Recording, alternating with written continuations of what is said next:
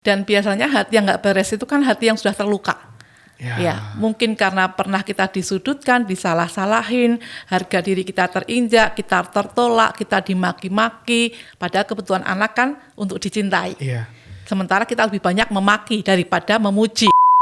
Baru aja ngomong sekali langsung bersabda. Sekalinya ngomong langsung perintah gitu ya. Itu anak langsung apaan sih ini? Dari tadi gak ada nyak, gak ada mak gitu ya, gak ada papa, gak ada mama, tenang-tenang aja. Giliran mereka datang ya, sekalinya ngomong. Coba cek deh kalau misalnya kita pulang dari berpergian, kemudian anak-anak dengar motor kita atau mobil kita, dia lari nggak keluar mendekat kita? Atau malah masuk ke kamar gitu. Itu dia, kalau masuk kamar berarti dia nggak happy dengan kehadiran kita.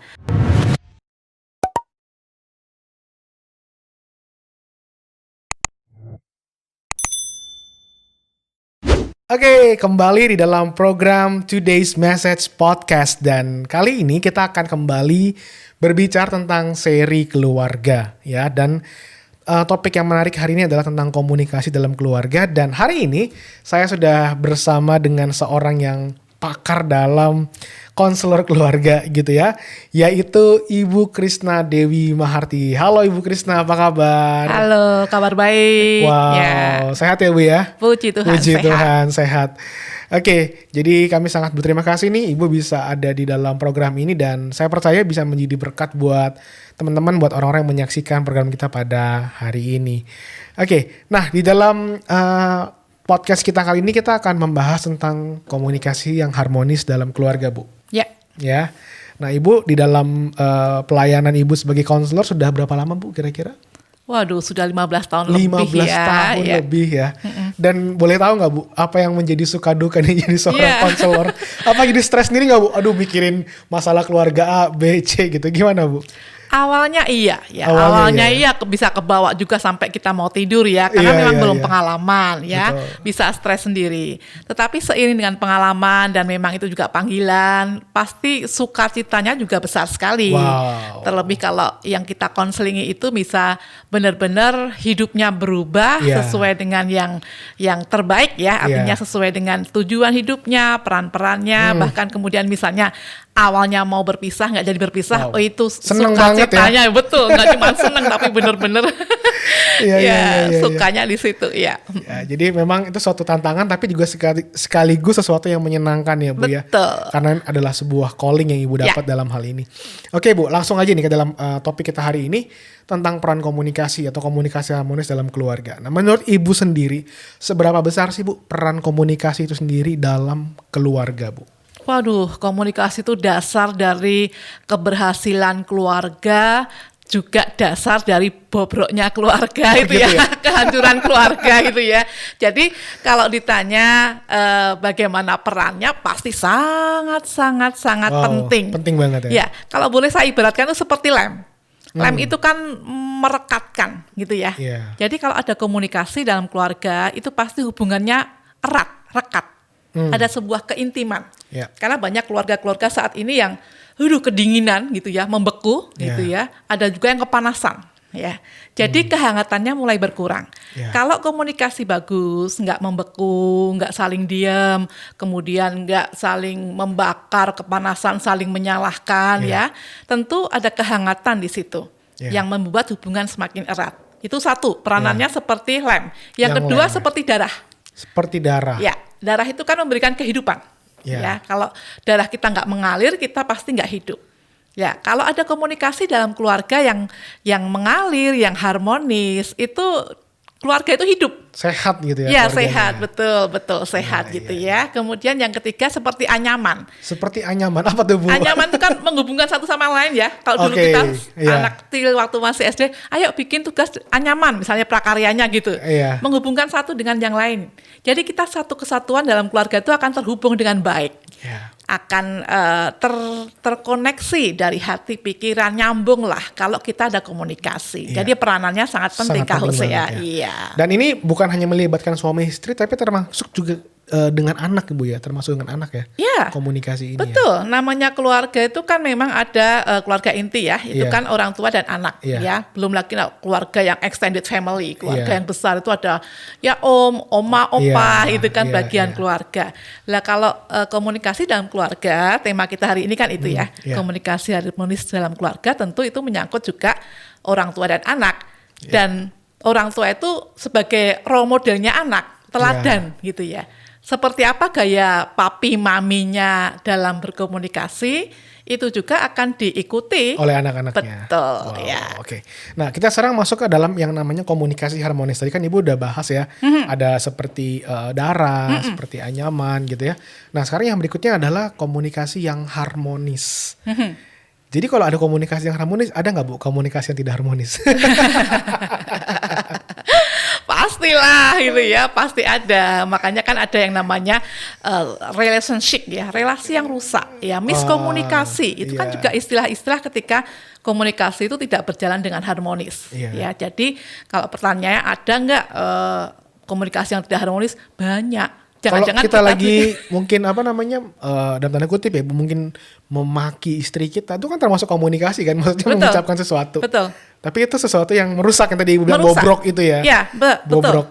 Bobrok, rusak, menghancurkan. Karena kalau memaki itu kan sebetulnya tidak konstruktif ya, tidak membangun. Tetapi itu destruktif ya, yang merusak, yang menyudutkan pasangan. Memaki-maki itu meremehkan harga diri pasangan. Termasuk ketika dengan anak juga. Makanya kalau kita memahami komunikasi harmonis itu sebetulnya bukan sekedar cocok terus, bukan. Tetapi ada yang mau mendengar. Ada yang mau fokus perhatian. Jadi nggak cuma lip service itu ya. Jadi ketika ada yang mau mendengar, ketika ada yang berbicara dengan hati yang tulus gitu ya, komunikasi dengan hati, disitulah sebetulnya miskomunikasi atau komunikasi yang tidak harmonis itu bisa diminimalkan. Oke. Jadi komunikasi yang harmonis itu adalah terjadi ketika apa, Bu? Ketika ada kesehatian untuk saling mau mendengar dan saling mau untuk berbicara dengan hati yang baik. Oke. Ya, jadi dimulai dari sikap hati gitu ya? Ya, sikap hati, betul. Hati ini kan gudang raksasa. Jadi tempat yang begitu besar untuk menyimpan hal-hal yang baik atau hal-hal yang buruk. Nah, kita kalau komunikasi bisa harmonis itu ketika kita menyimpan hal-hal yang baik dalam perbendaharaan hati kita. Ya. Hati yang bersih, sikap hati itu berbicara masalah komunikasi tentu saja di situ. Oke, jadi harus dimulai dengan hati yang baik, itu yang harus digarisbawahi Bu ya. Betul. Karena seringkali kan contoh antara anak dengan orang tua, ketika anak hatinya juga udah nggak baik gitu ya, maunya ngelawan orang tua, lalu orang tuanya jadi kesel. Nah itu kan bisa menjadi pemicu ya Bu, terjadinya komunikasi yang rusak dalam keluarga ya. Sangat. Karena hatinya nggak beres. Betul. Gitu. Dan biasanya hati yang nggak beres itu kan hati yang sudah terluka. Ya, mungkin karena pernah kita disudutkan, disalah-salahin, harga diri kita terinjak, kita tertolak, kita dimaki-maki. Padahal kebutuhan anak kan untuk dicintai. Iya. Sementara kita lebih banyak memaki daripada memuji. Wow. Lah. Jadi kita perlu telusuri ternyata ya. Betul. Kalau sampai anak ini berbalik hal yang tidak baik sama orang tua, mungkin sebelumnya pernah orang tuanya. Makanya perlu konseling. Perlu konseling ya. Di sini peranan ibu ya. Menariknya itu ya, konselor situ ya, betul ya. Jadi memang di dalam rumah tangga itu susah gampang Bu ya. Iya. Ada seninya juga betul. Nih ya. Wow, luar biasa. Nah, selanjutnya Bu nih. Ya. Kira-kira apa yang menjadi kendala Bu atau penghalang nih dalam kita mewujudkan komunikasi harmonis? Biasanya itu apa sih Bu? Yang membuat akhirnya sulit terjadinya komunikasi yang harmonis dalam keluarga. Ya, tadi kita sudah sebut ya kalau di dalam komunikasi itu sebetulnya juga menyangkut sikap hati, ya, attitude kita, hati kita. Jadi sebetulnya kalau hati kita suka panas, suka egois, itu kan bagian karakter juga. Karakter itu kan cerminan hati yang terdalam yang kemudian teraplikasikan dalam kehidupan secara nyata. Jadi karakter kita itu sendiri yang sebetulnya menjadi penghalang dalam komunikasi. Ya, karakter kita yang egois. Kalau orang egois itu kan maunya self-center. dirinya ya, pokoknya dirinya, ya, apa betul. dirinya Pusatnya gitu ya. itu dirinya. Aku sudah gini, aku lah kamu ngapain? Misalnya gitu. Aku sudah kerja ini, sudah memberikan ini itu. Sekarang kamu apa yang kamu berikan ke aku? Lah ketika masih aku, ini bagian dari penghalang komunikasi juga. Jadi menuntut Bu ya? Betul, sikap menuntut sikap itu menuntut, ya. Salah satu penghalang komunikasi. Selain juga kesibukan loh ya. Di zaman sekarang ini kan walaupun pandemi juga semua orang masih tetap sibuk sekali kan, betul. Gitu harus tetap jalan ya kehidupan, roda kehidupan. Kalau kita nggak punya waktu dengan pasangan kita nggak berikan waktu dengan sengaja buat anak-anak kita, ini juga menjadi penghalang dalam komunikasi. Wow. Selain tadi karakter ya. Karena apalagi di masa pandemi ini sekalipun bersama-sama di rumah, karena suami sibuk sendiri, istri sibuk sendiri, anak-anak juga, itu juga bisa terjadi miskomunikasi Bu ya. Artinya sekalipun bersama-sama tapi semua sibuk dengan gadgetnya sendiri-sendiri, dengan pekerjaannya sendiri-sendiri. Itu juga mungkin perlu diperhatikan kali Bu ya, komunikasi di masa-masa pandemi ini ya. Sekalipun di rumah bersama-sama tapi bisa terjadi miskomunikasi juga gitu. Sangat-sangat bisa. Makanya sekarang ada istilah pubbing. Pubbing itu misalnya bapaknya memang sedang main gadget gitu ya. Karena sudah sangat kecanduan atau anaknya. Dia nggak merasakan kehadiran ibunya. Padahal ibunya baru pulang, pengen disapa, pengen menyapa. Mereka nggak melihat muka ibunya, nggak melihat muka istrinya atau anaknya. Itulah namanya pubbing. Artinya bahwa dia tidak menyadari karena keasikan dalam bermain gadget. Nah ini menjadi penghalang, makanya kan ada istilah gadget itu mendekatkan yang jauh, menjauhkan yang dekat. Ini kan jadi penghalang komunikasi kalau seperti ini. Iya, benar. Oke, jadi buat ibu, kira-kira apa nih yang harus kita lakukan dalam kita membangun komunikasi yang harmonis ini Bu? Maksudnya secara realnya Bu ya, apakah harus suami membiasakan memuji istri, terus sering ngobrol atau gimana Bu? Dalam pengalaman ibu di dalam dunia konseling keluarga, apa sih yang harus kita lakukan nih untuk ngebangun komunikasi yang harmonis ini? Untuk komunikasi yang harmonis kan memang kita itu sebetulnya harus memenuhi kebutuhan bahasa cinta pasangan kita, bahasa cinta anak-anak kita ya. Jadi jangan kita berpikir bahwa komunikasi itu hanya sekedar verbal. Hanya sekedar apa yang keluar dari mulut kita, bukan sekedar itu. Jadi komunikasi itu bagian dari senyuman kita aja udah komunikasi. Ya. Misalnya saya senyum ke Kak Hosian nih.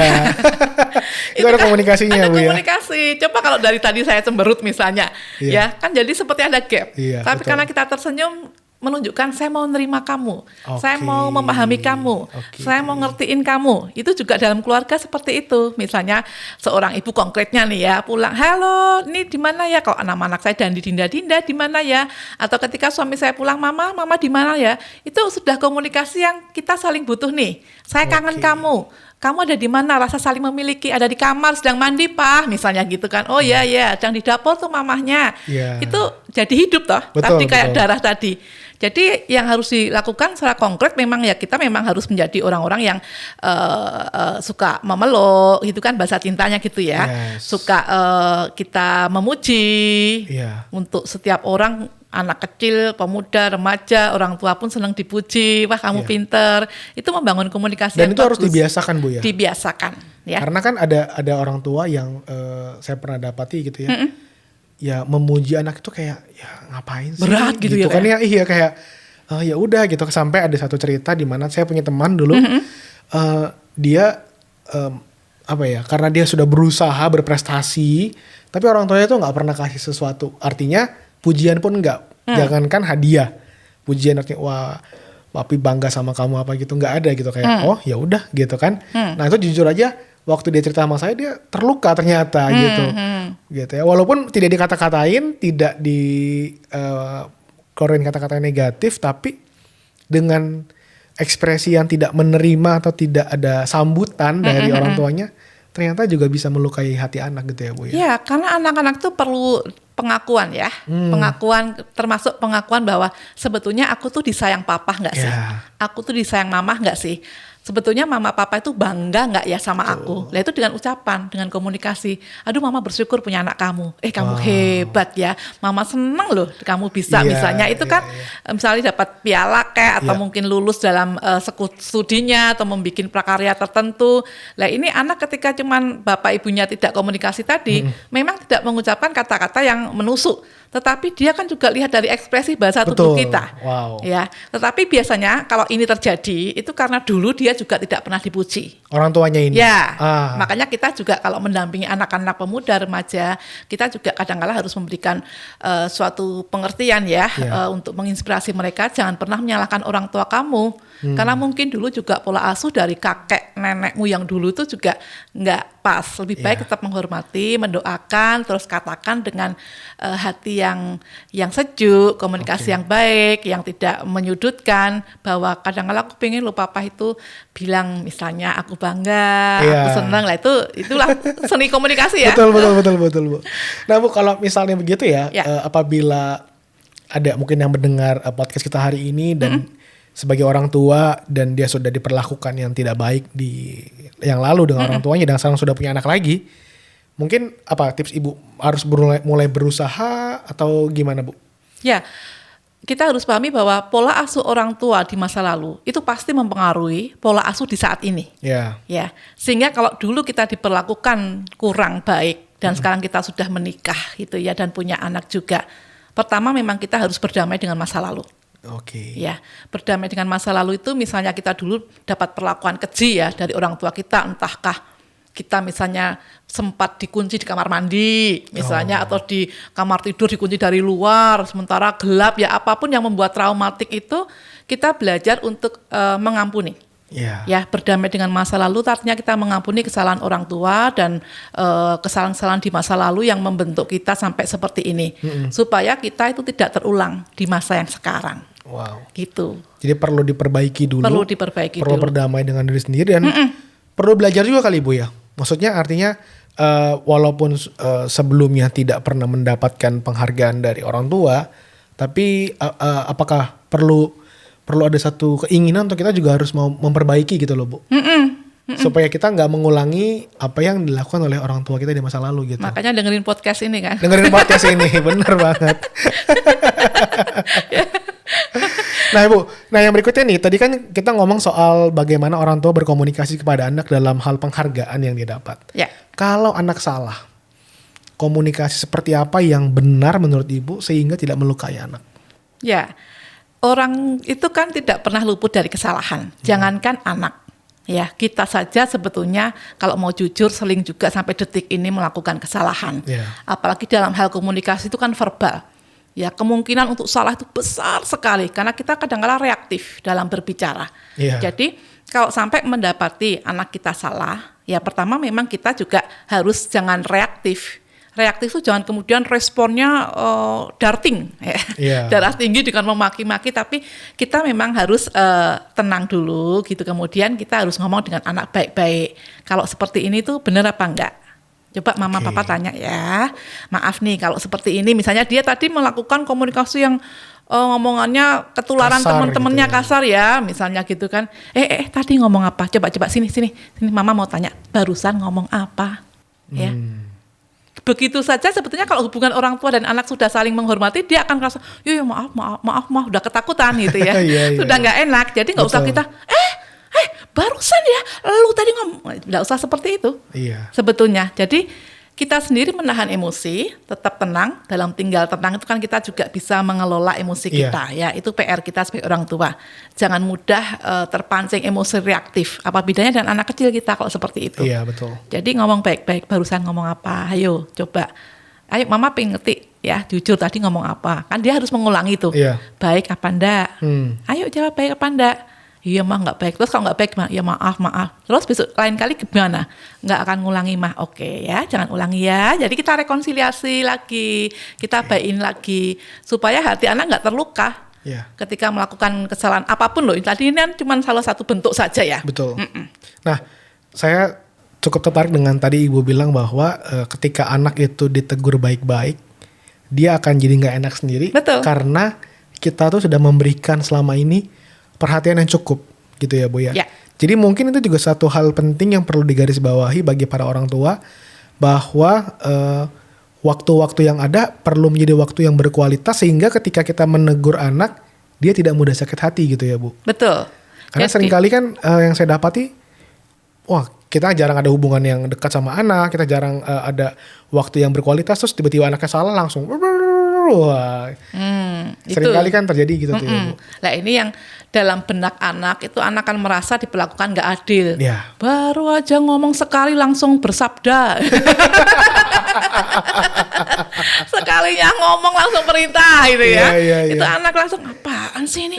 Dari betul. Tadi nggak ada nyak, nggak ada mak gitu ya, nggak ada papa, nggak ada mama, tenang-tenang aja. Giliran mereka datang ya, sekalinya ngomong, ya itu anak-anak, apalagi kalau remaja lah, itu kemudian bisa jadi tadi yang Kak Husya katakan, anak juga hatinya jadi bisa sakit, panas. Terluka, tapi kalau hubungannya terluka, kalau hubungannya baik gitu ya, halo sedang apa kamu, ada kesulitan nggak hari ini, ada yang lucu-lucu nggak, coba ceritain ke mama, kemudian komunikasi terjadi, karena kita nggak hanya sekedar menyuruh, nggak hanya menuntut, tetapi juga ngertiin. Kamu sedang asik main apa sih? Mama ikut dong, papa ikut dong, join di situ, gitu ya.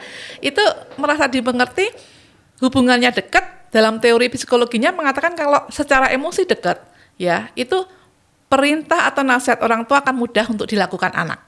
Wow. Jadi kalau tadi anak misalnya kita cuma tanya baik-baik aja, kok kemudian udah rasa nggak enak, itu karena hubungan kita baik. Selama ini sudah memberikan pupuk cinta kasih, kebersamaan, waktu yang berkualitas tadi harus dengan sengaja setiap hari diciptakan, walaupun cuma 10 atau 20 menit tanpa gadget, tanpa media apapun, tapi kita ngobrol 4 mata. Itu ini penting nih Bu ya. Penting. Jadi perlu digarisbawahi bahwa jangan sampai kalau lagi ada quality time tuh ada yang lain yang mengganggu ya. Betul. Jadi biar anak dan orang tua benar-benar punya satu waktu yang fokus gitu. Nah mungkin ini juga bisa menjadi suatu check up nih buat bagi para orang tua ya. Kalau lagi di rumah, anak-anaknya seneng nggak kalau ada orang tua? Jangan sampai ya kalau ada papa mama males nih ya kan. Yang tadi Ibu bilang ya, jadi mereka yang tadinya lagi happy bisa kayak jadi hilang mood gitu kan. Karena mereka sudah punya satu mindset orang tuanya itu nggak asik, ngeselin ya, yang mungkin seringkali kan orang tua fokusnya hanya lakukan apa yang saya mau. Wah. Gitu ya. Makanya itu harus menjadi introspeksi setiap kita orang tua ya, yang juga saat ini mendengarkan podcast kita gitu ya. Coba cek deh, kalau misalnya kita pulang dari bepergian, kemudian anak-anak dengar motor kita atau mobil kita, dia lari nggak keluar mendekat kita? Atau malah masuk ke kamar gitu. Itu dia, kalau masuk kamar berarti dia nggak happy dengan kehadiran kita. Tapi kalau dia buru-buru, mama pulang, peluk, bawa apa gitu ya. Berarti dia kangen, dia merindukan kedatangan kita. Yes, wow, menarik sekali. Oke, nah jadi itu hal yang penting untuk kita perhatikan ya buat para pendengar yang menyaksikan. Nah berikutnya nih Bu, kira-kira apa yang bisa kita lakukan jika terjadi gap? Ya, jadi ternyata dalam komunikasi kan menurut Ibu bisa ada nih Bu ya, gap atau jurang pemisah nih dalam komunikasi. Nah kira-kira bagaimana kita bisa menghindari gap-gap komunikasi ini? Pastinya penerimaan itu penting sekali ya. Artinya kalau orang tua dengan anak, segala keunikan anak termasuk kelemahan mereka, itu kan kita harus belajar menerima. Dengan pasangan pun begitu. Itu yang menghilangkan gap kita itu ya dalam berhubungan.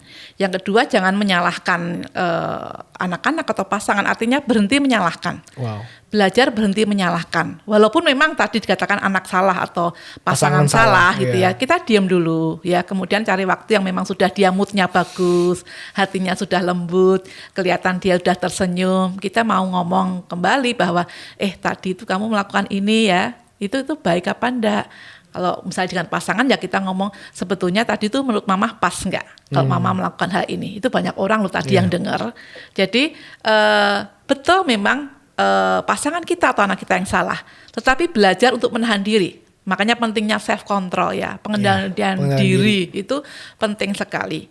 Di situ penting sekali untuk supaya kita menghindari gap itu. Tapi kalau sudah terjadi gap, ya kita juga harus introspeksi, kenapa ya kok anak saya jauh dari saya? Nah, betul. Kenapa ya kok kayaknya setiap kali saya mendekat kok pasangan saya itu kepanasan gitu.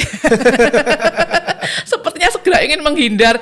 Ada apa ini? Itu harus segera kita peka. Kalau kita tahu masalahnya memang 2 atau 3 hari yang lalu saya pernah atau kita pernah marah yang besar, apa karena kamu kok sekarang nggak bisa bicara lagi lancar dengan papa atau mama? Apakah karena kemarin mama marah besar? Kalau memang itu yang terjadi, mama minta maaf ya. Memang kemarin keceplosan.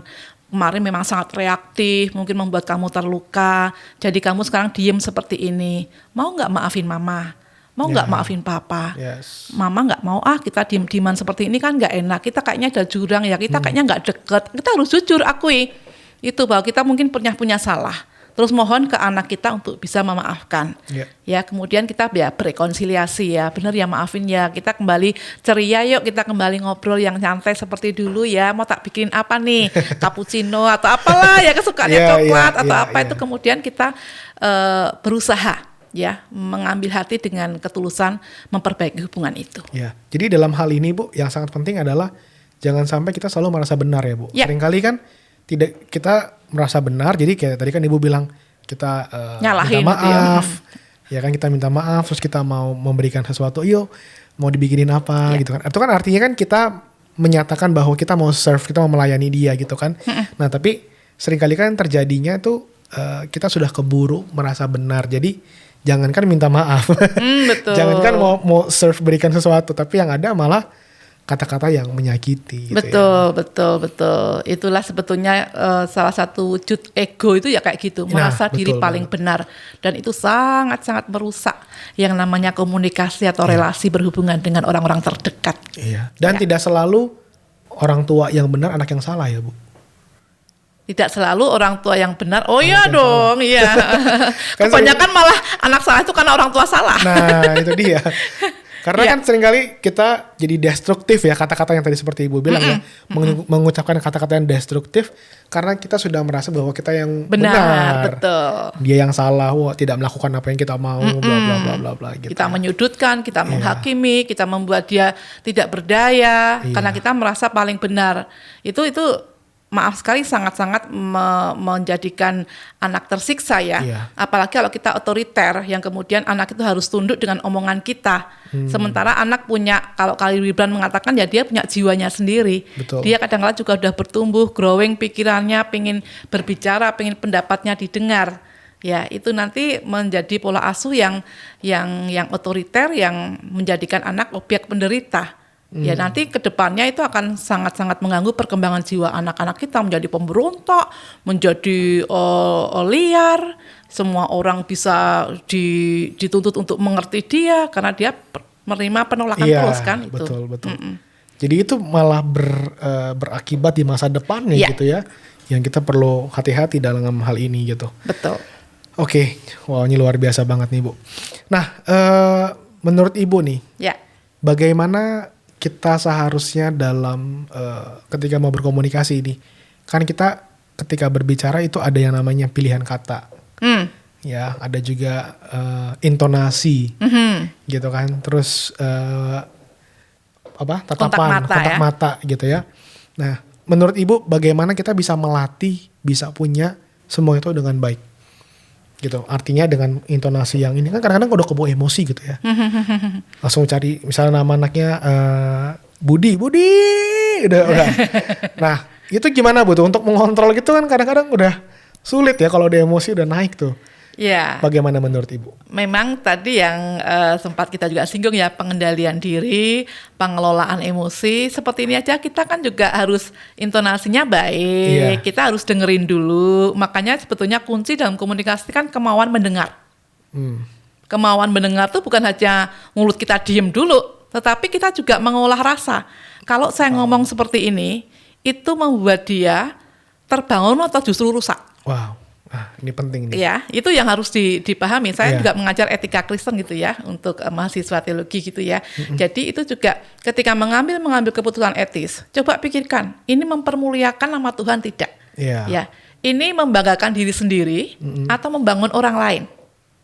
Termasuk dalam ucapan, kalau saya ngomong begini, itu menyudutkan dia, merusak harga dirinya, atau dia akan merasa bersyukur dengan kata-kata saya. Ya. Ini makanya kita perlu senantiasa hati nurani itu bekerja di situ. Ya, kita perlu berempati. Selain mendengarkan sungguh-sungguh, kita berbela rasa, berempati, seandainya saya itu di pihak dia. Nah, kalau kita sudah terbiasa memiliki jiwa yang berempati, kemudian kemauan mendengar, itu kan wujud-wujud pribadi yang rendah hati. Mau menghargai orang lain lebih dibanding diri kita. Saya pikir kalau kita punya sifat rendah hati, berempati, mau mendengar, itu konflik-konflik atau komunikasi-komunikasi yang tidak baik itu bisa diminimalkan. Tidak akan terjadi komunikasi yang miskomunikasi atau distraktif tadi yang merusak. Yang merusak ya. Wow, luar biasa banget. Oke Bu, nih sebagai bagian terakhir dari podcast kita, saya mau beri kesempatan buat Ibu memberikan sebuah statement buat keluarga-keluarga nih, kan Ibu sudah melayani banyak keluarga. Apa statement Ibu atau apa yang Ibu ingin himbau kepada seluruh keluarga dalam hal membangun komunikasi yang harmonis? Silakan Bu. Ya, pastinya yang harus diyakini bahwa tidak ada keluarga yang sempurna. Tetapi setiap kita itu bisa membangun keluarga yang lebih baik lagi. Ketika kita mau membangun komunikasi yang baik, berikan telinga Anda, kurangi bicara Anda. Jadi berikan 2 telinga Anda. Kenapa Tuhan kasih kita 2 telinga dan 1 mulut? Karena kita diminta untuk lebih banyak mendengar daripada berbicara. Jadi itu yang harus kita pahami. Enggak ada kok yang sempurna, tetapi setiap kita bisa menjadi pribadi-pribadi yang lebih baik lagi dengan pengendalian emosi, dengan karakter yang penuh kasih, dan dengan dalam komunikasi ini memberikan 2 telinga kita dan mengurangi bicara kita. Artinya lebih banyak mendengar daripada kita menuntut diri kita untuk selalu didengar. Itu Kak Hosea. Wow, luar biasa banget. Terima kasih nih Bu Krisna buat waktunya. Dan saya percaya apa yang telah kita bahas dalam 30 menit ini bisa memberkati teman-teman dan pemirsa yang menyaksikan kita pada hari ini. Dan kami sangat menanti kehadiran Ibu selanjutnya. Dengan senang hati dengan senang hati Oke, terima kasih Bu Krisna buat waktunya. Tuhan Yesus memberkati.